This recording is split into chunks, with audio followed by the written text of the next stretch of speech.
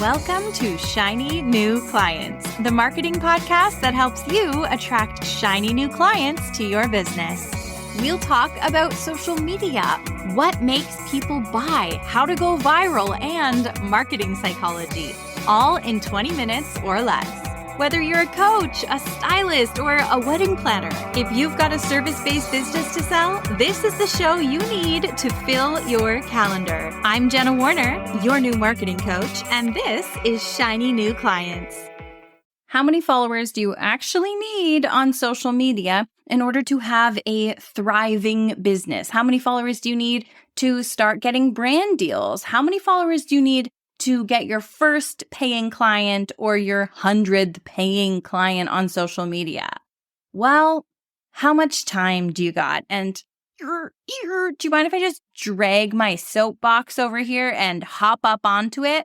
Not a very good sound effect. Here's the thing. I get asked this question all the time, and I just jump straight up onto my soapbox to answer it. You've probably asked this question. I don't want you to feel bad. I've asked this question. Everyone has asked this question. And the answer is there is no answer. And also, it's probably fewer than you think. There was a craze for a long time where, you know what, maybe it still exists, where people are obsessed with this 10,000 follower metric. People believe as soon as I hit 10,000 followers, then I will finally have a business, then I will get brand deals, then I will be an influencer, then people will respect me. And maybe that was true for a minute. And if you had a whole bunch of followers, it was easier to get sort of brand deals. But then we had the rise of the micro influencer. And suddenly, brands are giving free product in exchange for shout-outs from smaller accounts that only have a few thousand followers. So why? What happened? What changed?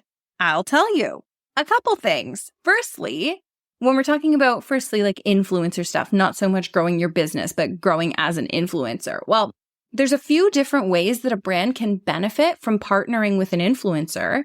And your audience and getting in front of your audience is only one part of it. Another part is you're creating content that they then amplify through ads or amplify on their own, which means they didn't need to pay marketers to make creative for them. They paid you to make the creative. And now it looks like a real person and it's just as good as what an ad agency might have come up with, and it looks more real. And then they get to pay to put that in front of people. So for instance, I did a deal with a brand here in Canada, a really big telecommunications company. You might have seen it, but I can't remember what I signed about what I'm allowed to talk about, so I won't say their name. And I created some videos for them. And some of them, they just wanted to go to my audience because they wanted to access small business owners. So they paid me to promote their thing, and I was down because it sounded like something that I wanted to promote. And then one of my videos, they then made into an ad and served it to like over 1 million people. It looks like it was me because it was on my page, but really they were putting ad dollars behind my video to get it in front of a whole bunch of people. So it's not necessarily your audience that they want. Sometimes it's the creative that they want, meaning the video itself. Here's a reason why micro influencers are sometimes better than big mega influencers. Say I'm Lululemon and you are a female fitness influencer with 100,000 followers. It's reasonable to assume that a lot of those are actually men who want to watch you, not buy what you have to sell. Unfortunately, that's the state of the internet. As soon as you start to get really, really big, your audience is becoming less and less targeted. But if you only have 1,000 followers, it's reasonable to assume that you know those people genuinely trust you, you've nurtured relationships with those people, they're real people, they're not bots, and they're actual people who might buy a product if you tell them to buy a product. So there's this mega influencer versus this micro influencer. I'm going to jump around a little here to make my point, but if you have a email list and you have a relatively small email list, so say it's like you have 2,000 people or less on your email list, your open rate, so the rate at which people actually open the marketing emails that you send them, is probably quite high. I bet it's like, 70, 80%. That's pretty normal for a smaller list to have a high open rate. But as soon as you have a massive list, you have 5, 10,000, 15,000 people following you, that rate at which people open your emails gets smaller. You don't have as strong a relationship with that many people. You have a strong relationship with half of those people or a quarter of those people. It's almost like the bigger your following gets, the more diluted it can become with bots and people who aren't actually interested in what you're talking about, or people who came because you went viral one time and they don't actually know who you are. All right. So you've got mega versus micro, and both have benefits. Like, there's huge benefits to having a massive following. And honestly, there's benefits to having a small following as well. It used to really bother me if people didn't want to work with me because of the amount of followers I have. Just as recently as last year, I had someone say they didn't want to join Magic Marketing Machine, my Instagram marketing program, because I didn't have enough followers.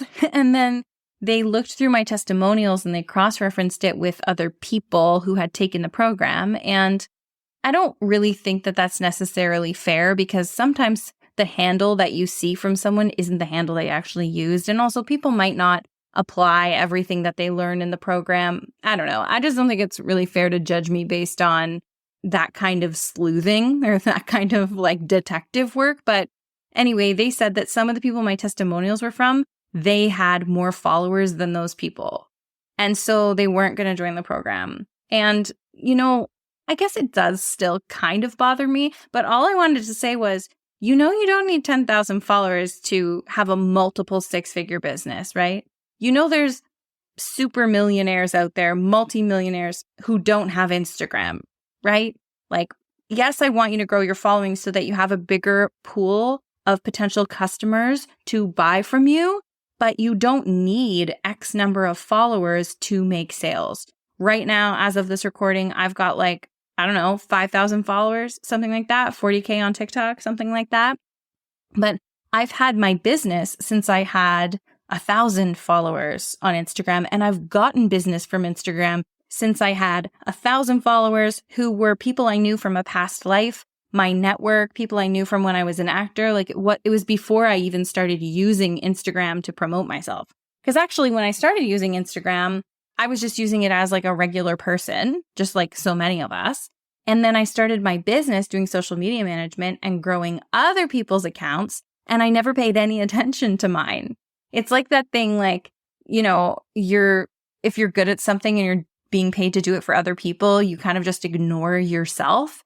And a hairstylist who just does her hair up in a messy bun, that doesn't mean she's a bad hairstylist. It just means she does her hair up in a messy bun.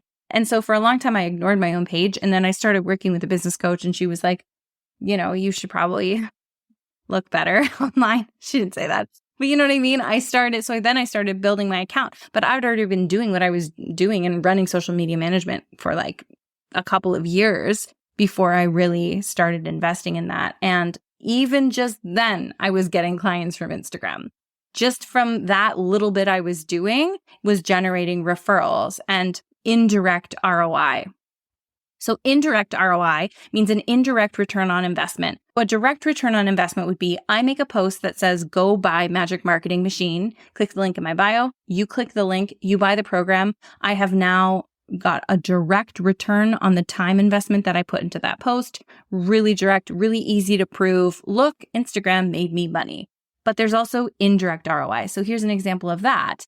I just got back from a speaking engagement in Texas, and how I got that. Oh, this is so neat, actually, and I'm so thankful for it. But someone who isn't even my ideal client follows me on TikTok, and she sits on the board for an expo, and the expo needed a social media management teacher.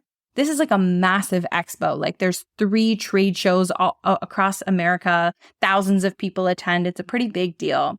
And she sits on the board, and they said, we need a social media trainer because that's what our people are asking for. And she said, I know this girl from TikTok, and I've used the tips that she shared on TikTok to help me grow my account. And she's 250,000 followers. So someone from the expo reached out, booked me, flew me to Texas, and then I'm standing in a room presenting to people. And that could go in any direction. Those people could become clients. They could then refer me to someone who becomes my client. They could become followers. They could buy my program. Like, there's so much potential for indirect ROI. Even just the fact that I was paid to do this thing is indirect ROI, right? So you tell me, how many followers do you need? Because even if you have 100 followers, you could be getting opportunities like this just by showing up and showing people what you're made of, what you can do, what you care about, what you're capable of, and what you sell. One more thing before I let you go. I've been meaning to tell Magic Marketing Machine this, so in our group call on Wednesday, I'll write a note to myself to remember to say this as well. But inside the program, we've got this 15-minute daily engagement strategy. And it's when you check in on everything that needs to be checked in, respond to your comments, do an outbound strategy where you interact with other accounts, and then you put your phone down and you don't check it in and you don't check on it for the rest of the day. And it's a way to set boundaries around how much time you're spending on your phone. And this engagement strategy can be very powerful. A lot of our members do this engagement strategy and they start attracting people. Actually, you know what's funny? I didn't film this lesson. Paige filmed it, who used to work with me. And when I was launching the course, she was my community manager. And she did so much of this engagement strategy for my business all the time that she actually filmed the lesson. And while she filmed it, she was sharing her phone screen and showing the camera her phone screen. And she actually was getting followers from this engagement strategy while she taught the engagement strategy. So there's proof that it can work really, really well. And sometimes members say to me, Jenna, I started the engagement strategy, but people are following me who aren't my ideal client. And then they get stressed about that. And I just want to say, you don't always know who people are, what they're up to, what their other accounts are, or that they're potential clients just from their account. You could be talking to the CEO of a company on their personal account, and it's just not their business account. And you really can't judge that book by its cover, especially when you're thinking about indirect ROI. Like this person who gave me this tremendous opportunity in Texas, she was not my ideal client. If I only cared about the leads who followed me, as opposed to caring about my community and all the people that I'm interacting with and all the people who are watching my videos, then I would never have been able to have that opportunity. And that's part of the indirect ROI. I know it can maybe sound like a lot to wrap your head around because yes, we want to aim to have lots and lots of our fabulous ideal customers following us. But if other people are following you, I encourage you to welcome them in as well. And also to remember that you can't judge a book by its cover and you don't know who everyone is just by looking at their profile. Okay, that's it from me. I would love, love, love if you're new here for you to rate the show and tell me what you think so I can give you more of what you want to hear about. And there's also a free training linked in the show notes that gives away my entire strategy of how to get clients from Instagram without wasting hours glued to your phone. That's it from me, and I'll see you next time.